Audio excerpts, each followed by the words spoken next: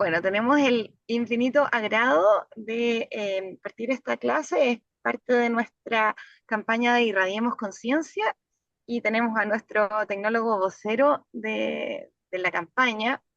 eh, Rodrigo nos está acompañando en este momento. Él es Rodrigo Espinosa, él es de Chile, es tecnólogo médico, mención en imagenología y física médica de la Universidad de Chile, neuro senior, asistencial de tomografía computada, tiene diplomado y de magíster en educación en salud.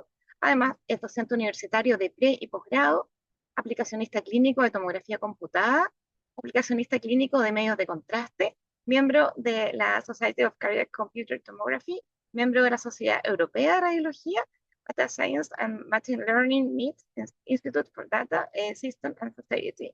Y tenemos el agrado de que nos va a contar cómo podemos hacerlo mejor en la tomografía computada pediátrica.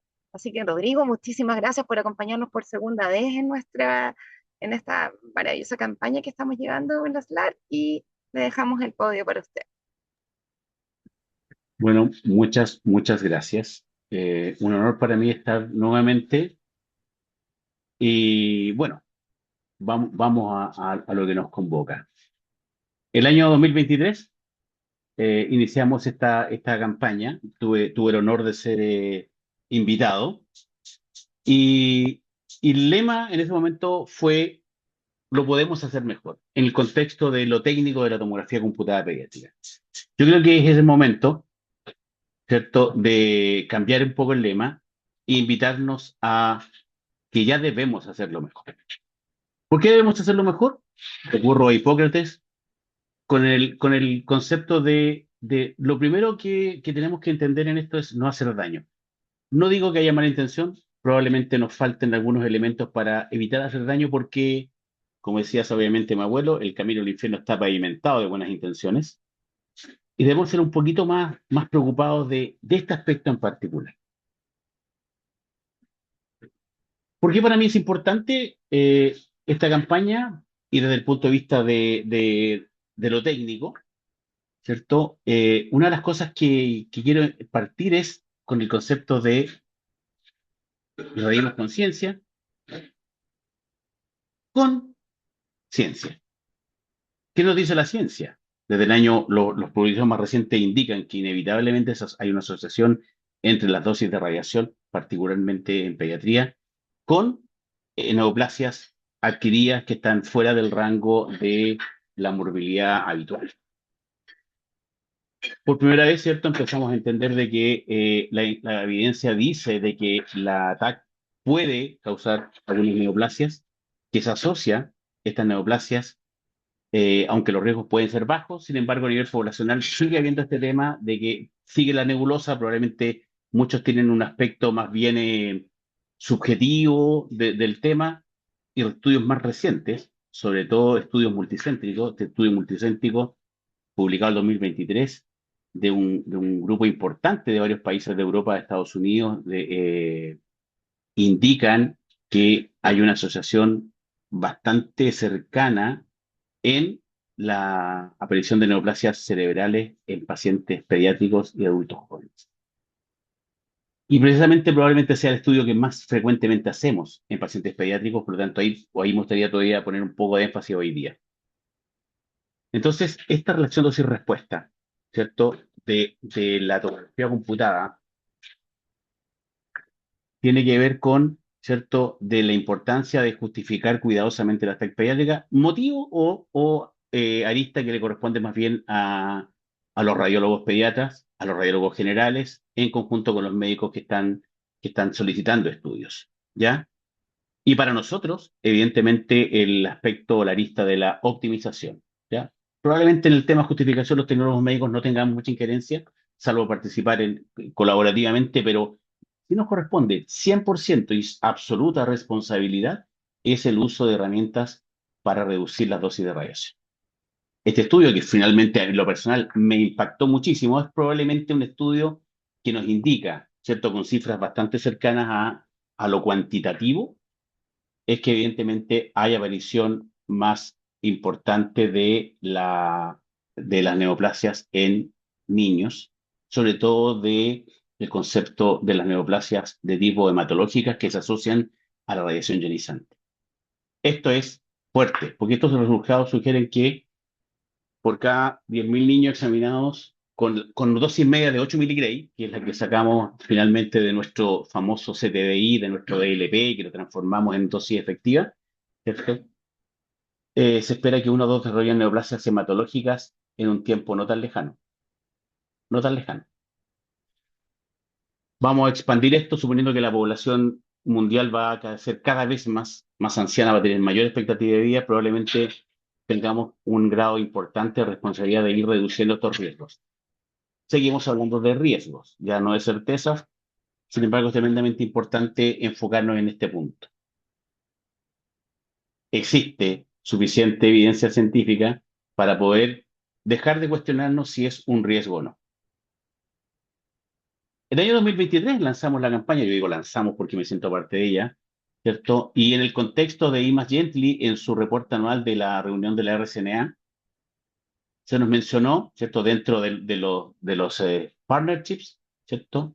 Junto con las asociaciones que comenzaron esta campaña y junto con las filiales a nivel mundial, se mencionó lo importante que fue de esta campaña a nivel mundial. Fuimos reconocidos mundialmente, lo que en un momento nos llenó de orgullos. Nos llenó de orgullo, nos sentíamos muy bien, sin embargo, todavía falta.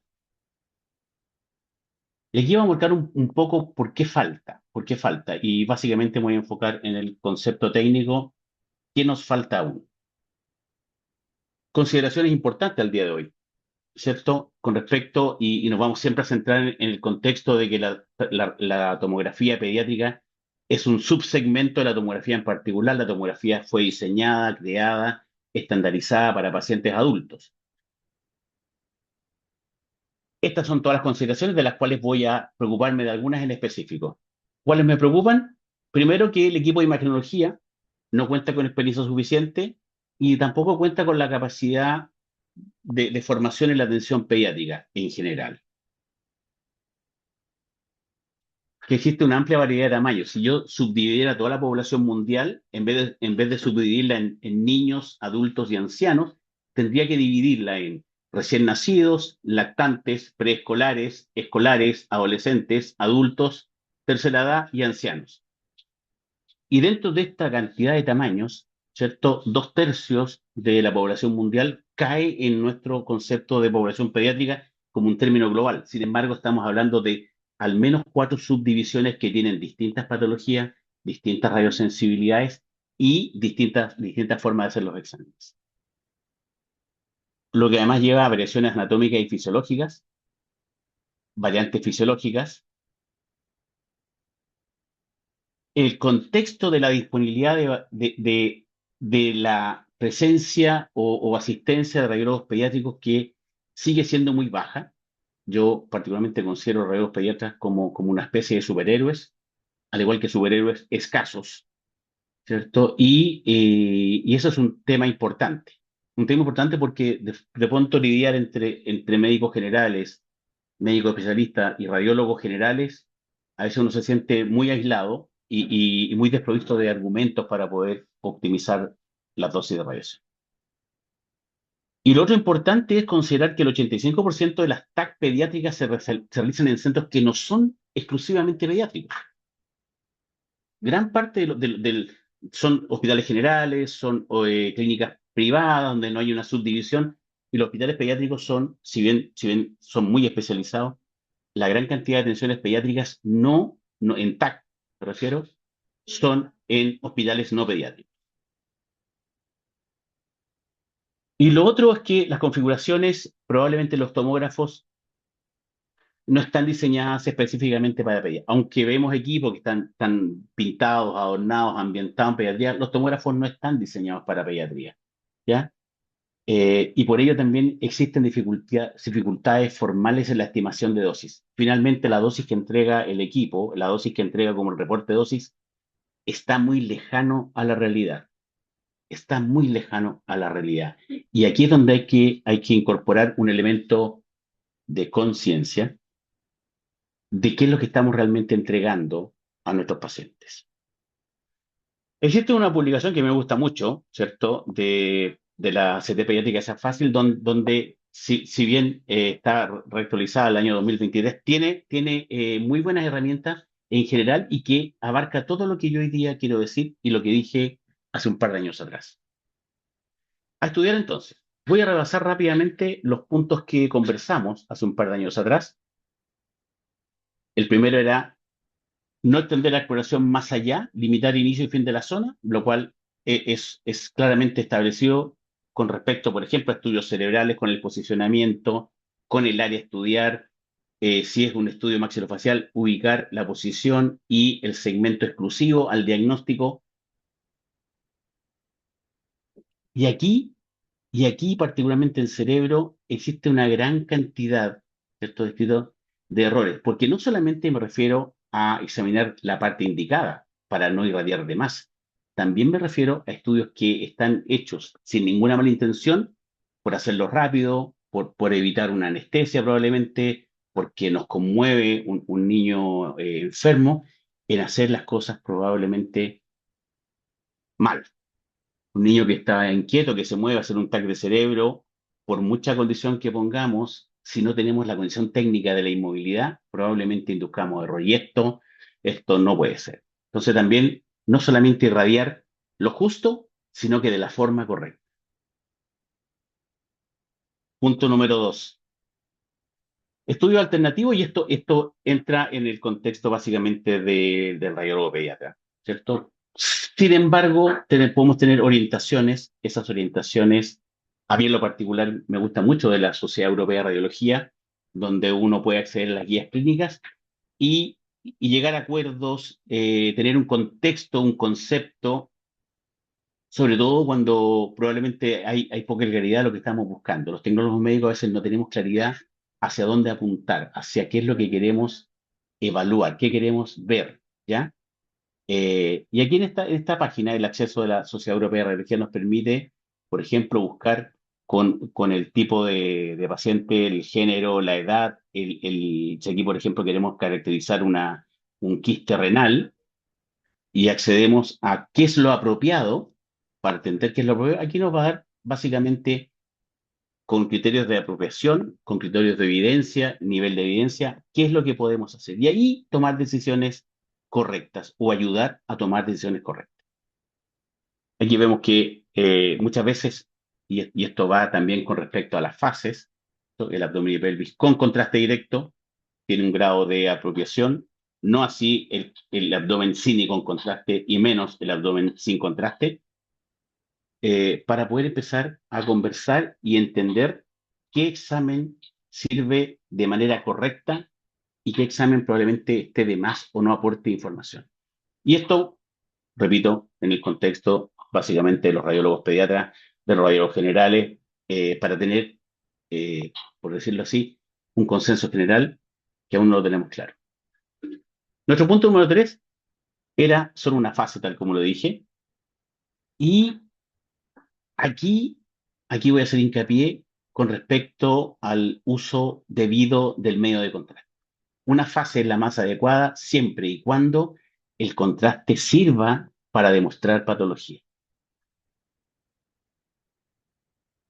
Una de las formas, sobre todo cuando viene esta duda de si una o dos fases va a ser mejor y probablemente dos fases sea útil, la técnica del split bolus está extremadamente documentada del año 2017, cuando necesitamos ver dos fases. Y aquí voy a tomar la libertad de mostrar una presentación más adelante de la doctora de Barbieri, comprendiendo que la cantidad de contraste tiene que ver con la cantidad de masa corporal, de los compartimentos vasculares, ¿cierto? De la distribución de la volemia, y si bien probablemente en recién nacido o en infante pensamos que es mucho contraste, también hay que pensar que son básicamente muy pequeñitos, por lo tanto la cantidad total de volumen no va a tener un impacto como si fuera un adulto.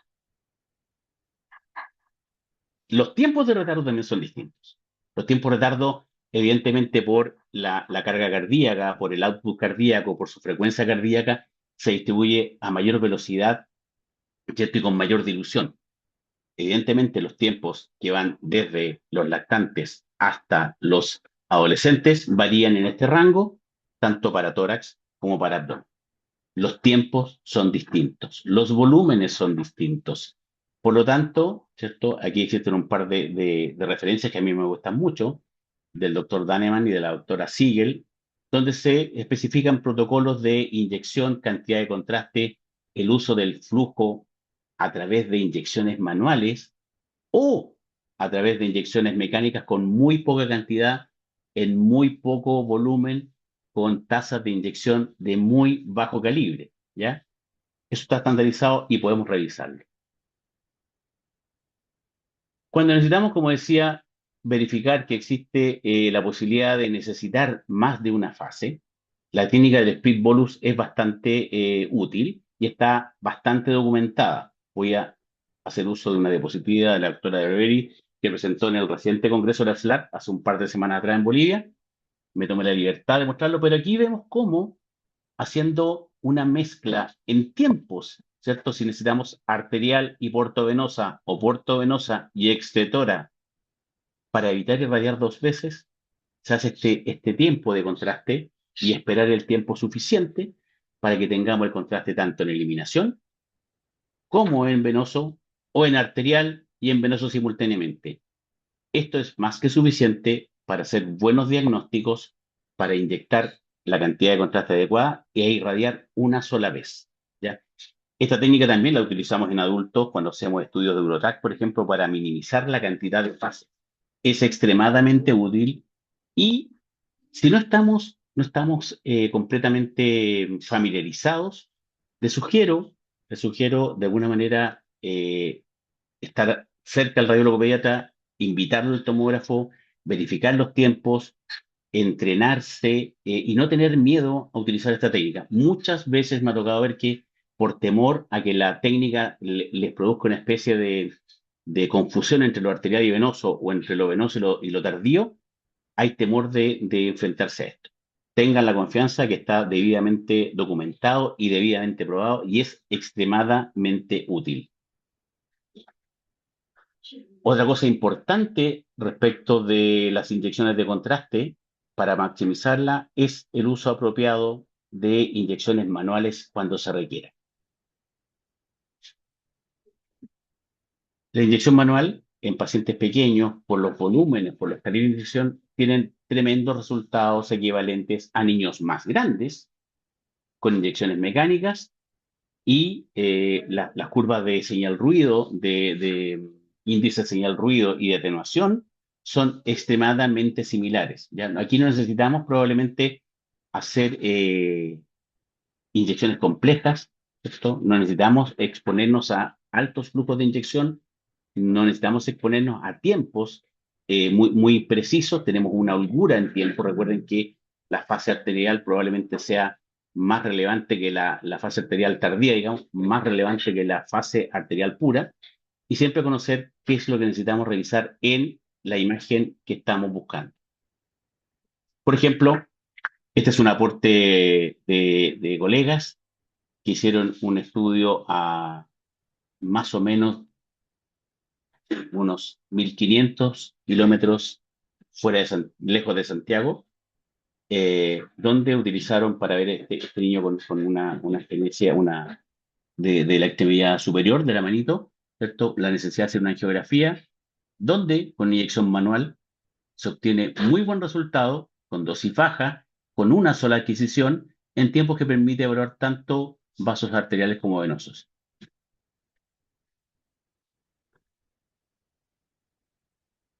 Cuarto punto, y aquí también es importante para nosotros, y es importante conocer que los moduladores de corriente están diseñados a través de estructuras que los equipos no tienen diferenciados.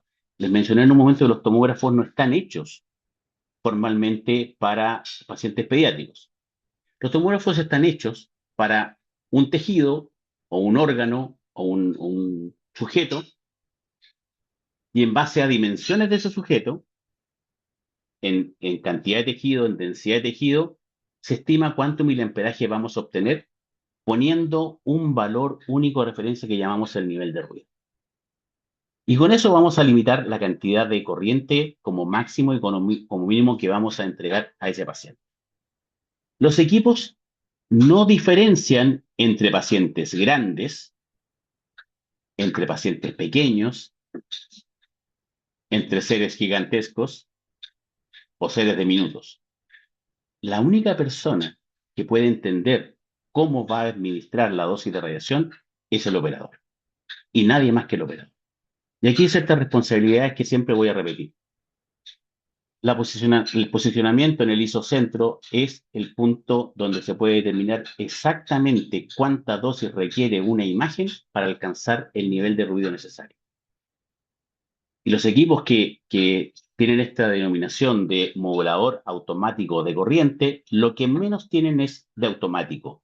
Todos los parámetros para poner un criterio de nivel de calidad de imagen son ingresados por el operador.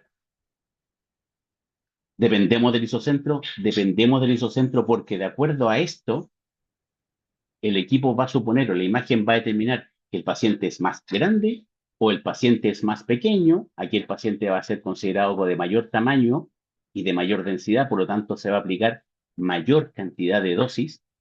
Y si el paciente está puesto fuera del isocentro en la parte inferior, va a determinar que el paciente es de menor tamaño y menos denso, por lo tanto vamos a tener artefactos de ruido excesivo. Siempre es importante verificar con este ejercicio si estamos posicionando al isocentro o no, para que finalmente nuestro resultado de calidad de imagen sea el óptimo. Al poner esa calidad de imagen y determinamos la calidad de imagen, vamos además a incorporar este elemento que es el nivel de ruido.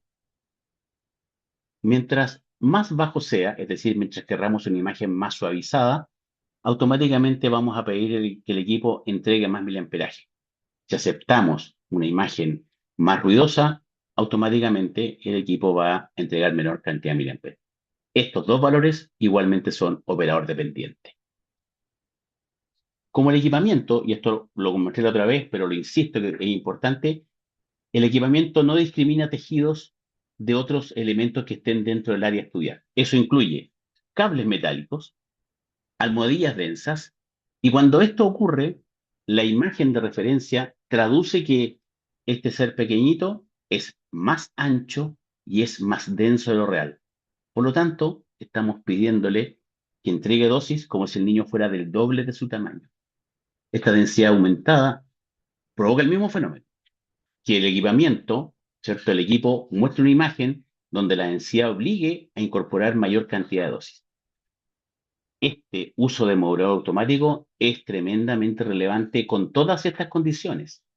Automáticamente no va a dar la información a menos que tengamos, por otra parte, un posicionamiento adecuado. Un posicionamiento inadecuado también va a determinar un diámetro o mayor o menor, incluso si está angulado. Tomémonos el tiempo, ¿cierto? Para poder verificar que el tejido que estamos irradiando tenga la consistencia adecuada. El posicionamiento, porque también el diámetro más grande, sobre todo si usamos modulador automático en cerebro, es importante posicionar bien. Esto que yo les digo, que puede ser algo que está en los libros desde muy antiguo y que es lo correcto, fue retomado hace un par de semanas atrás en un curso de Eurosafe, de la Sociedad Europea de Radiología, donde se plantean todos estos temas, la importancia del posicionamiento del cerebro, tanto para adultos como para niños, la utilización de herramientas que permitan irradiar lo necesario y no agregar dosis extra ni a cristalino ni a tiroides en forma inadecuada. Punto número 5, parámetros pediátricos. Parámetros pediátricos que probablemente no los tengamos a mano, que nos cueste entender. Esos parámetros tienen que ver con los niveles de ruido, que es cuánta variación aceptamos en un corte, en un grosor de corte, y que permita evaluar un tejido de calidad óptima sin sobreirradiar. Este dato que probablemente sea difícil de obtener, nuevamente en el mismo curso que les mencioné anteriormente, hace un mes atrás, habla de la importancia de definir los niveles de ruido con reducción de dosis, con calidad de imagen apropiada, con algoritmos de reconstrucción de tal forma que nos demos cuenta si estamos realmente dando dosis de más. Cuando damos dosis de más, no sabemos cuánto de más estamos dando.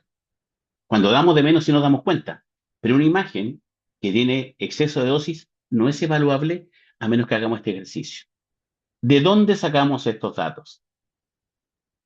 La AAPM, ¿cierto? Que es, en el caso de los tecnólogos chilenos, nuestro título dice tecnólogo médico en imagenología y física médica.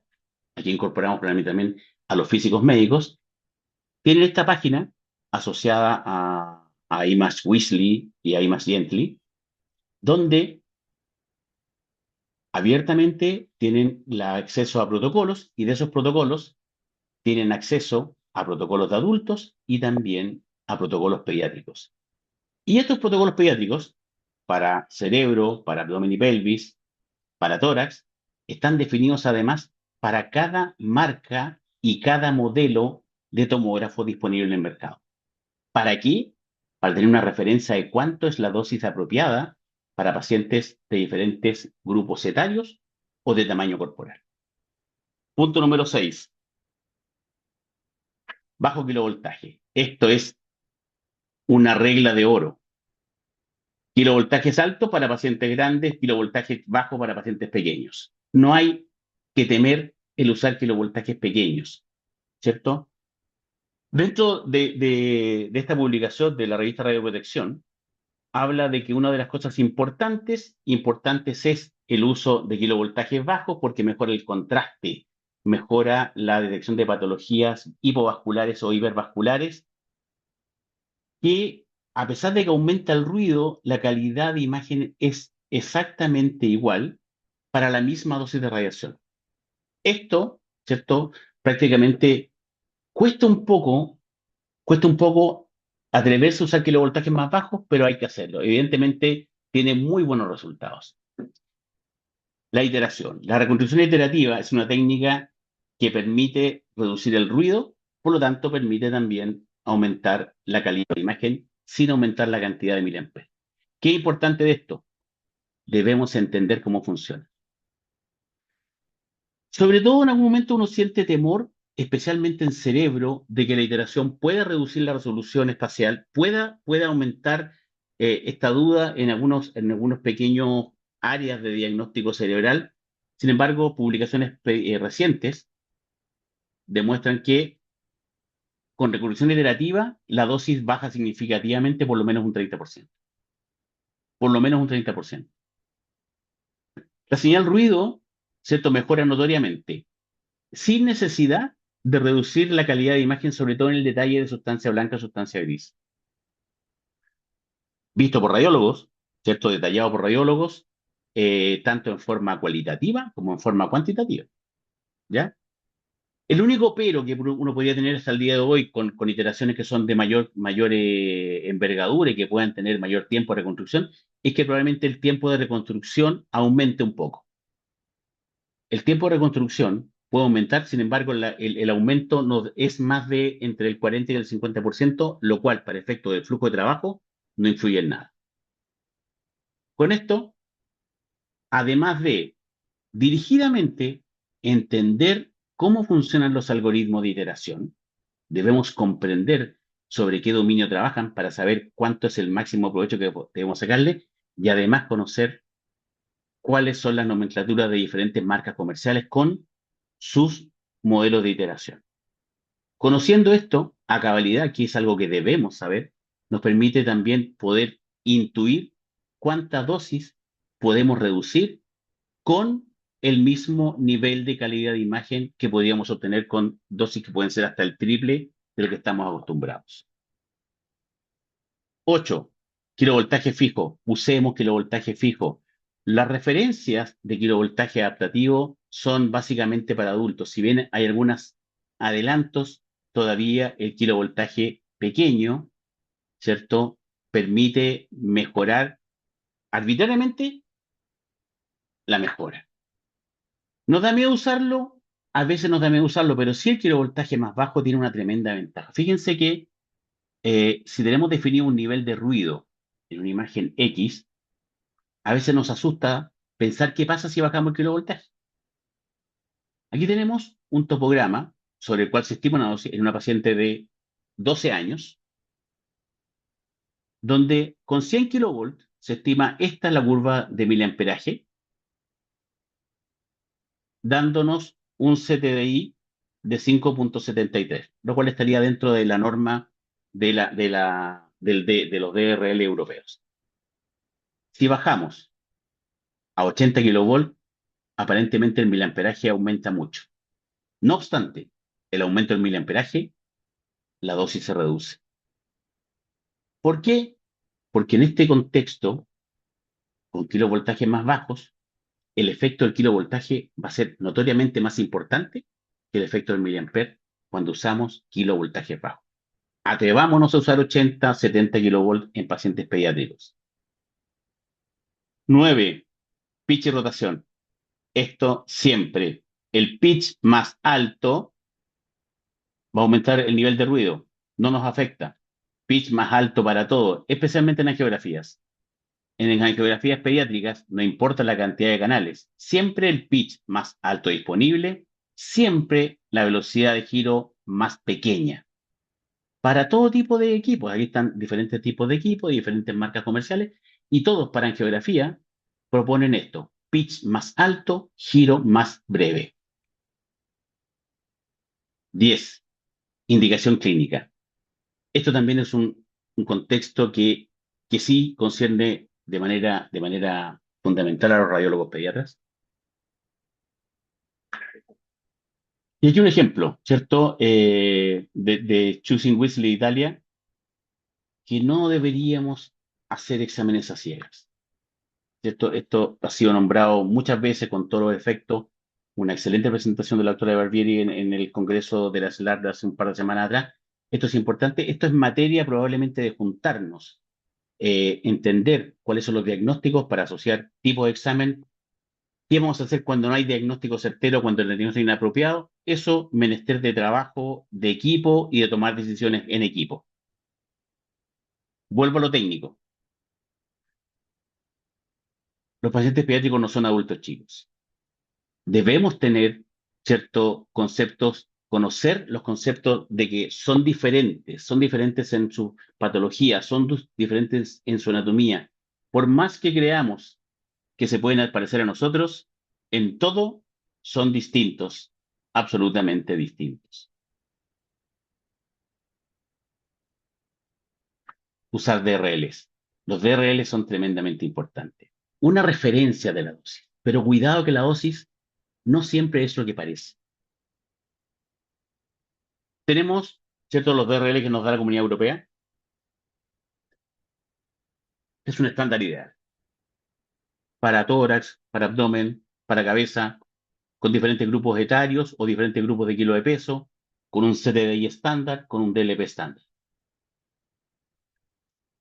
Cuidado cuando hacemos las cosas porque a veces podemos pensar que lo estamos haciendo bien y no lo estamos haciendo tan bien.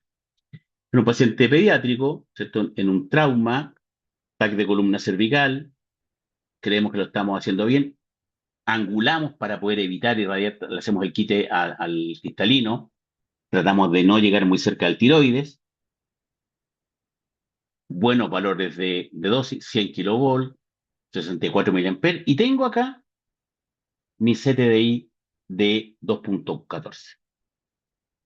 Feliz, pero cuidado.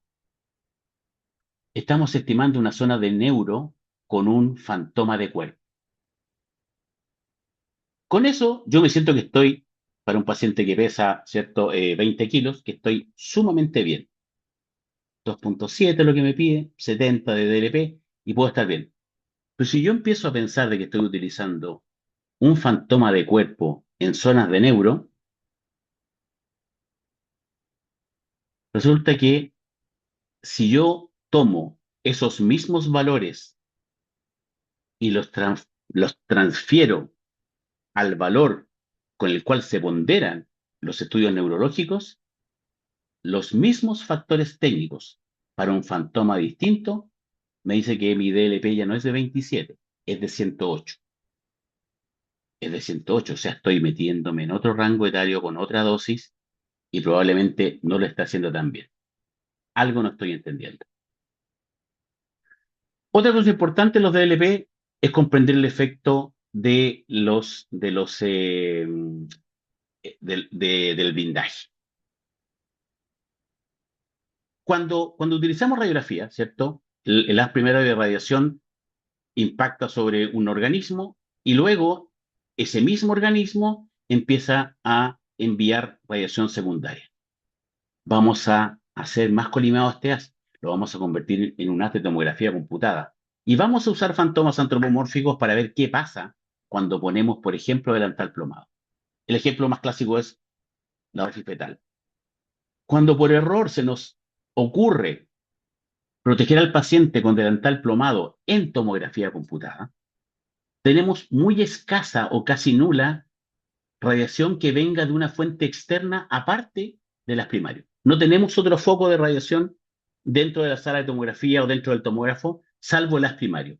Y ese haz primario va a producir un haz secundario que dentro de todas las partes que se va a distribuir, una de ellas es este ejemplo hacia el feto o podemos poner un órgano target, tiroides, ovarios, testículos, mamas, cristalino, no importa. Si ponemos delantal plomado, lo que ocurre es que la radiación, ¿cierto?, que viene externa, no podría ser más de un 1%. El escáter interno, que es el cual nos debemos preocupar, llega al 80%, y lo que pueda rebotar del delantal plomado, el 20%. ¿De qué debemos preocuparnos? ¿Cierto? De no poner delantal plomado, sino que preocuparnos de abarcar zonas estrictas de solamente la área indicada, y ahí vamos a tener un real valor de la dosis que estamos incorporando. Habíamos dicho que lo importante del ataque pediátrico hoy día es hacerlo mejor. Es hacerlo mejor.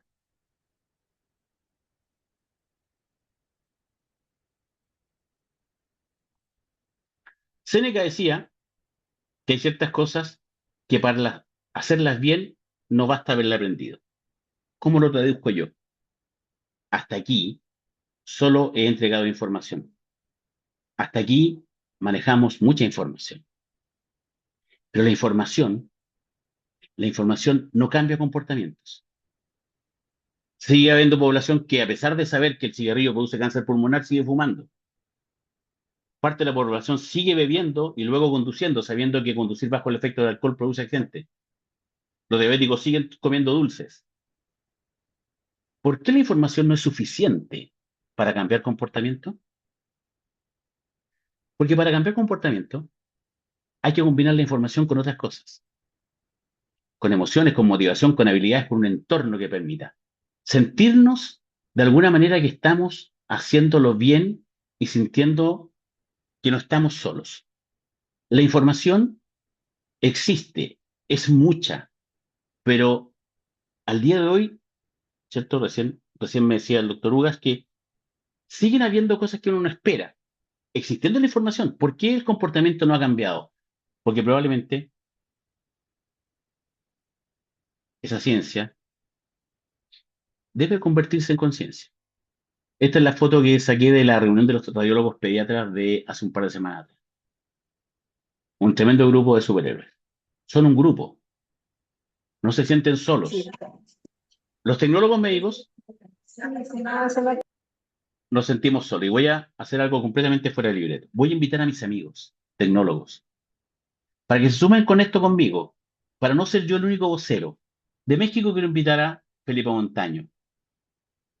De Venezuela, a Omar Arias, que trabaja mucho en radiovisión. Jesús Calderón, un tecnólogo que es médico general y hoy día es radiólogo, que sabe mucho y colabora mucho con la profesión radiológica.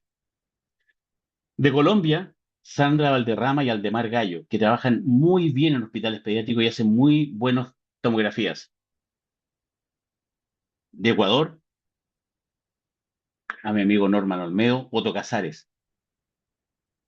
De Perú, a mi grandes amigos Javier Orrego, mi gran amigo Javier Orrego, que es uno de los que más sabe de cardio CT pediátrico en Latinoamérica.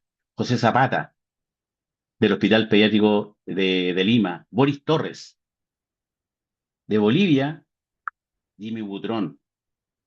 exalumno nuestro de diplomados.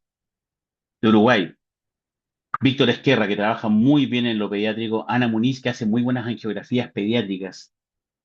De Argentina, Leandro Pacini, con el cual ya tenemos contacto, no nos conocemos personalmente, un gran tecnólogo médico, Mariana Lorenzo, Dante Scartesini, que son tecnólogos que trabajan en el área pediátrica, que son muy buenos aportes. Quiero invitarlos a ustedes, ¿cierto? A que se sumen conmigo, a que puedan disponer de toda la información, de todas estas presentaciones, para que ya no seamos algo independiente, que seamos un grupo, seamos multiplicadores de información. Debemos hacer cambios. Tenemos la información. Los invito a que podamos hacer más.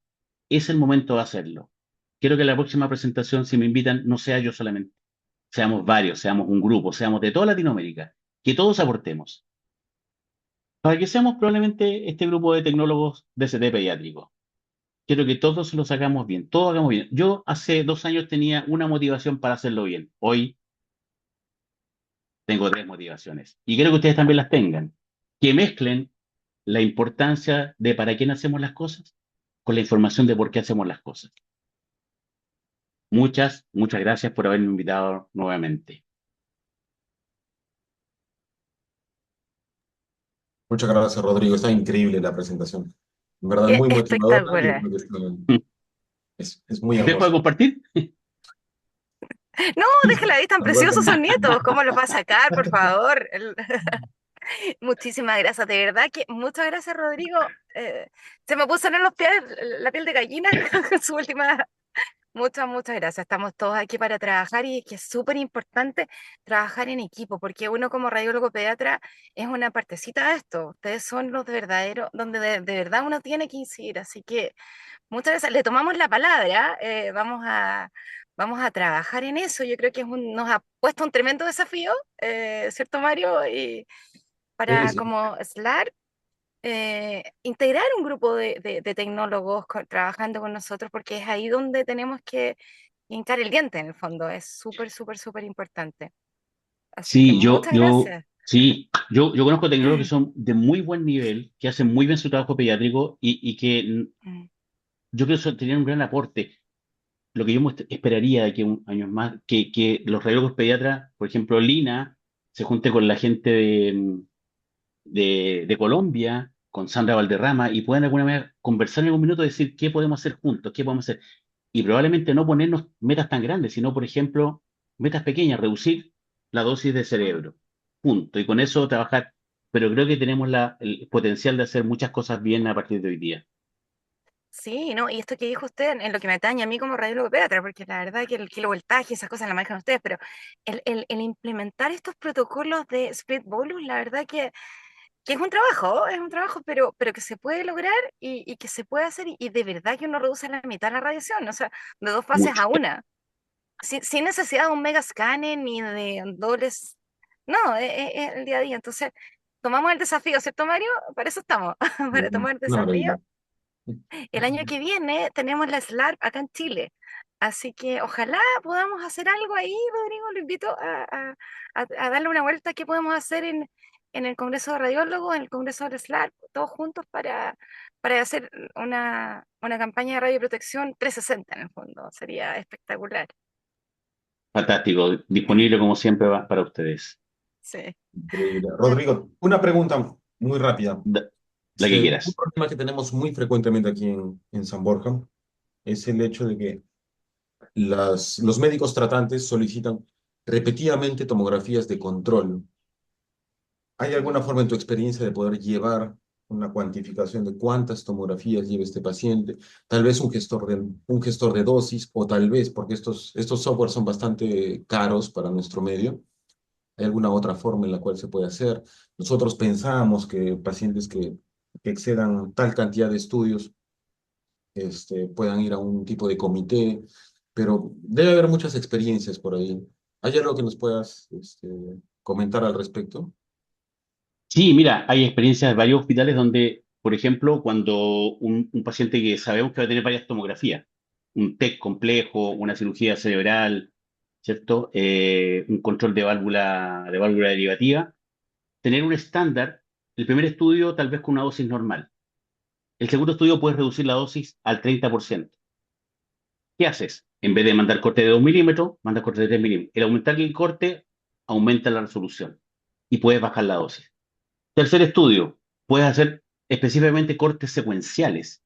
No necesitas probablemente cortes en 3 planos, bastaría con cortes axiales, secuenciales, y ahí reduce la dosis a la mitad definitivamente. Y tener una estándar. Primer estudio, normal estándar. Segundo estudio, con 75% de dosis. Tercer estudio, secuencial. Y ahí tener, finalmente, en vez de llevarse 5 tomografías, ese paciente se va a llevar el equivalente en dosis a 2,5 tomografías. Necesitas, eso sí, el registro de cuántas tomografías previas tiene. Tenemos un registro de es la tercera, la cuarta, la primera, etcétera. Necesitas probablemente que el oficial de protección radiológica, si es que lo tienen, participe de esto, ¿cierto? Disponiendo de una dosis máxima por paciente y concientizar a los tecnólogos médicos de cómo hacerlo. Enseñarles cómo hacerlo. Sentarse con ellos y decirle, este paciente ya tiene 2 tomografías, vamos a usar la técnica secuencial, ¿ya? Eh, y tal vez el mayor problema no es que no tengan las capacidades técnicas o el equipo, el tomógrafo las tenga, sino que es atreverse a hacerlo. Y ahí decir, pues a mí me ocurre mucho, de pronto hay gente que me dice, es que ¿cómo va a quedar con 70 kilovolts? ¿Va a quedar buena? Sí, va a quedar buena. Hay evidencia suficiente para que lo hagas así. Y aquí ocurre lo mismo. Reduzcamos un poco la dosis. Si tenemos iteración, usemos iteración en cerebro. Eso reduce un 30% la dosis. ¿Ya? Existen publicaciones suficientes, las que están aquí. A todo esto, toda esta presentación, por favor, dispónganla, son para el que quiere usarla. Si quieren usarla en pregrado, en cursos de formación, úsenla, es para todos. Esa información que tiene citas bibliográficas, acceden a ellas, son gratuitas, uno puede acceder. Para decir, ¿qué pasa si uso iteración? Se reduce la dosis, se mantiene la calidad de imagen y simplemente yo creo, Mario, que hay que atreverse. Hay que atreverse, porque la información existe. Falta este paso de sentirse acompañado. Sí, si el radiólogo pediatra está conmigo y me dice, necesito ver solamente que la válvula está en la misma posición, bajemos la dosis a la mitad, hagamos un corte más grueso, si a mí me sirve, lo hacemos, pero necesitamos un entrelazar experiencias. No podemos trabajar en forma separada, porque a veces es fácil decir, oye, bajemos las dosis. Eh, pero ¿qué es lo que necesitas ver? ¿Esto es suficiente para ti? ¿Está bien? ¿Lo encuentras adecuado? Y ahí empezar a trabajar en equipo. Habitualmente los tecnólogos estamos muy aislados y nos sentimos, creemos que solo somos los que hacemos las cosas, pero no es así. La información existe, Mario. Hay que atreverse, ¿cierto? Hay que poder evaluar. Fíjate que hay un método muy fácil de evaluar si el miliamperaje es suficiente. Tú retrospectivamente haces un corte a la mitad. Si mi corte de diagnóstico era de 4 milímetros, voy a hacer un corte de 2 para ver si el nivel de ruido afecta o no el diagnóstico. Si yo digo que tengo la mitad del miliamper e igualmente es diagnóstico, ya sé que estoy dando el doble de dosis necesariamente. Necesito llevarlo a números, necesito medir ROI, necesito estar seguro que eso va a estar bien. Y eso falta solamente dar el paso. No sé si eso responde a tu pregunta o tu No, inquietud, excelente, excelente, Rodrigo. Tengo una pregunta adicional que es acerca de la las que modalidades quieras. de tomografía. Hay modalidad axial y modalidad helicoidal. ¿Hay alguna diferencia? ¿Es preferible usar algún tipo en pediatría? ¿O la diferencia tal vez es tan pequeña que es irrelevante en hacer un cambio? Perdón, la diferencia entre helicoidal y ¿Modalidad secuencial. helicoidal o axial en Mira, tomografía? a ver, te lo planteo de esta manera. Estamos tan acostumbrados a la tridimensionalidad, a ver todo tridimensional, cuando a veces basta con los cortes axiales. Entonces, el corte axial ocupa un giro a la antigua forma, sobre el mismo eje, por lo tanto ahí aprovecho todo el miliamper. Cuando hago helicoidal, me falta miliamper, entonces tengo que empezar a interpolar, a poner miliamper imaginario en un corte axial. Eso significa que para que me quede igual al corte secuencial, tengo que poner al menos 2 veces más cantidad de miliamper. El corte helicoidal siempre va a necesitar mayor cantidad de miliamper. El corte secuencial tiene varias ventajas. Tiene mucha mejor calidad de imagen, tiene mucha menos dosis. En cerebro es una tremenda herramienta. tremendamente. Si yo lo que necesito es solamente ver posición de la válvula, si necesito saber si el hematoma creció, si necesito saber solamente eso, el corte secuencial aporta mucho. Es más, el corte secuencial también puede generar planos sagitales y coronales de muy buena calidad. No son perfectos como el corte helicoidal, pero son de muy buena calidad. También se pueden utilizar. Y de raíz, la dosis se va a la mitad. Oh, pues excelente, excelente. Muy bueno, Todas Rodrigo. las preguntas que quieras. Excelente. No, por mi parte, todo ha quedado clarísimo. Todo Sí, clarísimo. no, yo creo que lo que más importante, Rodrigo, es esto de trabajar en equipo, porque ustedes saben cosas que nosotros no sabemos y es muy importante también tener esa verdad, porque de repente, no siempre pasa. Y Trabajar ustedes en saben qué equipo, cosas que nosotros no sabemos. Nosotros hace poco tiempo atrás tuvimos la experiencia con un radiólogo general que en una ecografía en una niña de 5 años encontró quería diferenciar entre lo que él nos dijo, entre una torsión ovárica o un teratoma. Entonces le dijimos, ya, pues hagamos, si quiere diferenciar calcio, grasa, hagamos un estudio de baja dosis solamente en la pelvis. Y como radiólogo general dijo, pero hagámosle todo el abdomen pélvico, por si hay algo más. Y dijo, pero ¿qué más? Y ahí es donde uno siente la necesidad de un radiólogo pediatra que diga, no, corte solo la pelvis, nada más, y dejémoslo hasta ahí. Eso aclara mi duda. Ustedes saben cosas que nosotros no sabemos. Y cuando estamos solos también nos asustamos. ¿Bastará una fase? oh, ¿Será lo que quiere ver? Hay que trabajar en equipo, como usted dice. Definitivamente. Hay una muy pregunta bien. muy interesante en Muchas, el chat. muchas, ¿En cuánto tiempo se podría ver un efecto de la radiación en un paciente pediátrico? Dependiendo de la cantidad de dosis también, esos dosis dependientes, depende del área, porque, ojo, no solamente son los efectos estocásticos, o sea, yo no solamente voy a producir tumores cerebrales, voy a producir cataratas cuando estoy radiando el cristalino tan descaradamente, porque, ojo, la dosis es un tema súper complejo. La dosis no representa la realidad, pues el cerebro tiene cierta radioresistencia, pero el cristalino no tiene la misma radioresistencia. Entonces yo irradio para ver cerebro. Y el cristalino no le doy importancia porque no produzco neoplasias de cristalino. Pero evidentemente estoy induciendo a cataratas. Yo no sé cuántos pacientes van a tener, que son niños, que han tenido TAC a repetición, van a tener cataratas a los 50 años. No lo sé. Pero sí sé que estoy irradiando un tejido que se va a degenerar. No va a ser neoplasia. Y probablemente no nos preocupamos de ello. Entonces, no sabemos cuánto, los estudios indican que probablemente va a aumentar sobre el basal de neoplasias hematológicas y eso ya llama a preocuparnos. No tenemos certeza, pero cuando sabemos que algo hace daño, no hay para qué hacerlo o hacerlo con cuidado. Excelente. Y finalmente una pregunta también de los comentarios. Debería haber bueno, más una reflexión. Debería haber una credencial personal donde conste la historia clínica y la dosis recibida de cada estudio. Eso es exactamente lo que es un gestor de dosis. Tal vez el Sí, problema pero más además, grande que tenemos en Latinoamérica es que los gestores de dosis son carísimos, son muy caros. sí, son muy caros. Es un tema de costo. Carlos Uvas debe saberlo bien porque en Estados Unidos existe el historial de dosis personal. Existe, pero eh, acá en Chile no, con porque Canet debería ser, pues. por eso un ¿Cómo carnet. hacer? Sí, Y lo pues, otro tampoco, entender por qué yo no sé, es algo doctora. complicado. Una duda que a mí me llama la atención, de acuerdo a la ley Padilla de California de hace 20 años atrás, los informes radiológicos de tomografía computada deben incorporar el CTDI y el DLP en el informe.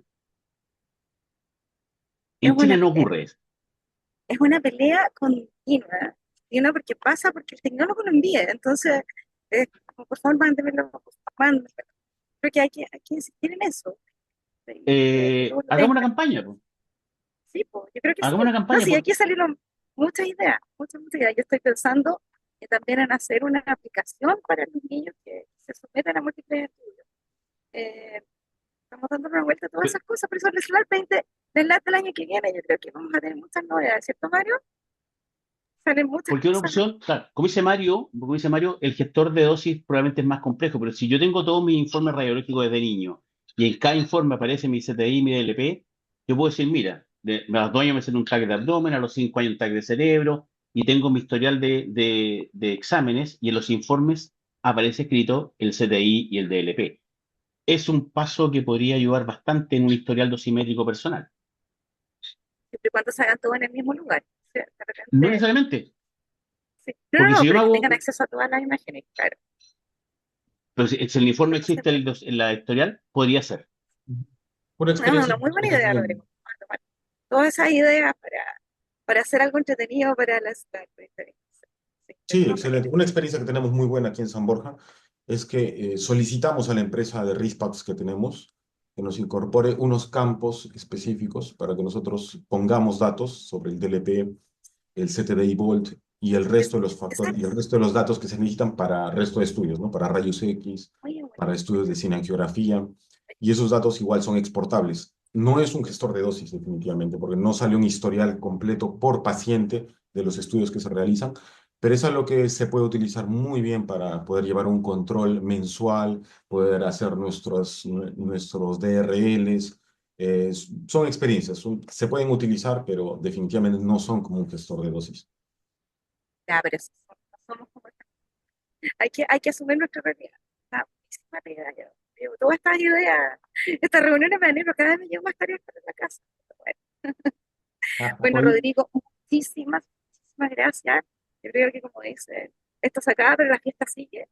La Así es. radioprotección, no hay que rendirse, hay que estar en una pelea constante que tenemos todos. Así que muchas gracias. Lo vamos a seguir molestando. No se va a librar de nosotros fácilmente. Así que vamos. Me encantó su idea esto de hacer algo con latinoamericano. Tenemos la plataforma para hacerlo. Así es. Muchas gracias. El agradecido soy yo. Que tengan muy buena tarde. Gracias por la invitación. Bueno, y como decía Mario, esto va a quedar grabado para que tengan acceso todos en el canal de Slack. Vamos a difundir por redes sociales también, de que todos tengan acceso a esta clase increíble que se conmigo. Muchas gracias. claro que sí. Muchas gracias a todos. Nos vemos en Gracias a todos. una Que estén próxima muy edición. bien. Mucho.